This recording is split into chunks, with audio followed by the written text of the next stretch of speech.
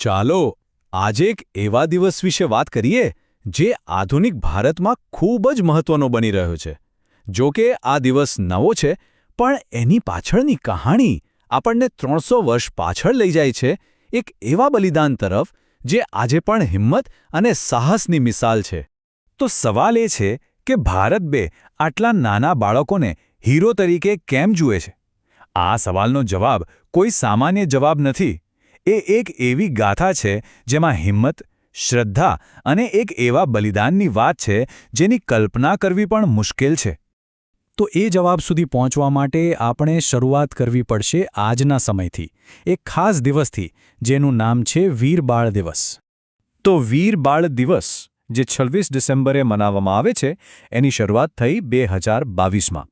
આ દિવસને સ્થાપિત કરવાનો મુખ્ય હેતુ હતો 10મા શીખ ગુરુ ગોવિંદસિંહજીના જે બે સૌથી નાના દીકરા હતા, એમના બલિદાનને યાદ કરવાનો અને એમને શ્રદ્ધાંજલિ આપવાનો. હવે આ દિવસ શરૂ કરવા પાછળનો વિચાર શું હતો? પ્રધાનમંત્રી નરેન્દ્ર મોદીના શબ્દોમાં જ સમજીએ તો આ એક પ્રયાસ છે ઇતિહાસની એ સાચી ગાથાઓને સામે લાવવાનો જે આવનારી પેઢીઓને પ્રેરણા આપી શકે અને ભૂતકાળના ગૌરવમાંથી શીખવી શકે. મૂળભૂત રીતે આ દિવસ ગુરુ ગોવિંદસિંહના ચારેય દીકરાઓ, જેમને 4 સાહેબઝાદે કહેવાય છે, એ બધાના શૌર્યને સન્માન આપે છે. પણ જે 26 ડિસેમ્બરની તારીખ છે ને, એ ખાસ કરીને 2 સૌથી નાના સાહેબઝાદાઓની શહાદતને યાદ કરવા માટે પસંદ કરવામાં આવી છે. તો આ બાળકો કોણ હતા અને એમની સાથે શું થયું હતું?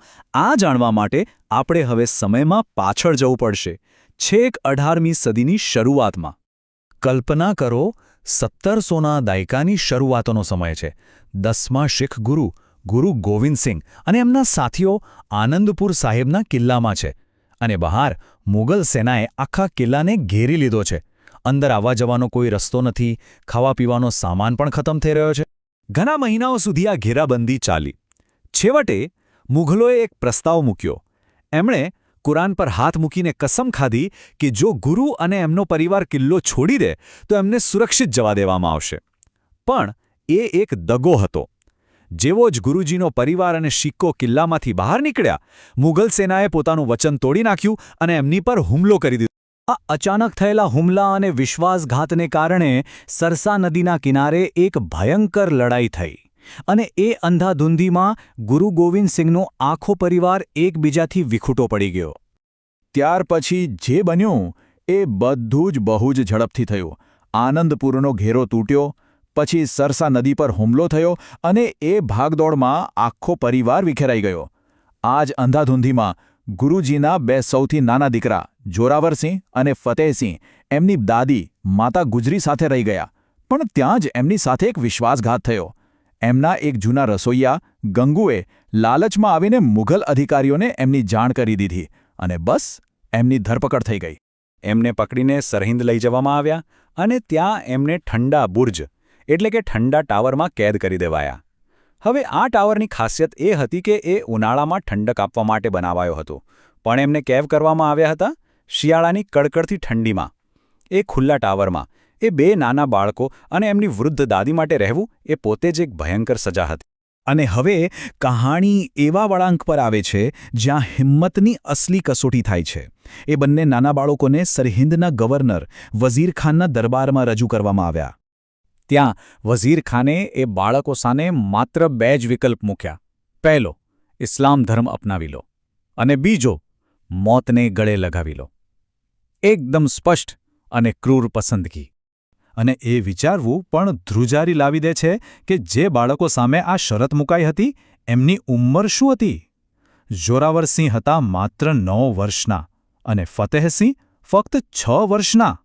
6 અને 9 વર્ષના બાળકો, એમની સામે જિંદગી અને મોતની પસંદગી હતી. પણ એ ઉંમરે પણ મોતનો ડર એમને ડગમગાવી ન શક્યો. બંને ભાઈઓ એકદમ અડગ રહ્યા. એમણે વઝીર ખાનને મોટા પર જ કહી દીધું કે તેઓ પોતાનો ધર્મ ક્યારેય નહીં છોડે, પોતાના પૂર્વજોના ગૌરવ સાથે દગો નહીં કરે. આટલા નાના બાળકોનો આવો નીડર જવાબ સાંભળીને વઝીર ખાન ગુસ્સાથી પાગલ થઈ ગયો અને એણે ઇતિહાસની સૌથી ક્રૂર સજાઓમાંની એક સજા સંભળાવી. એ બંને ભાઈઓને જીવતા જ દિવાલમાં ચણી દેવાનો હુકમ આપ્યો.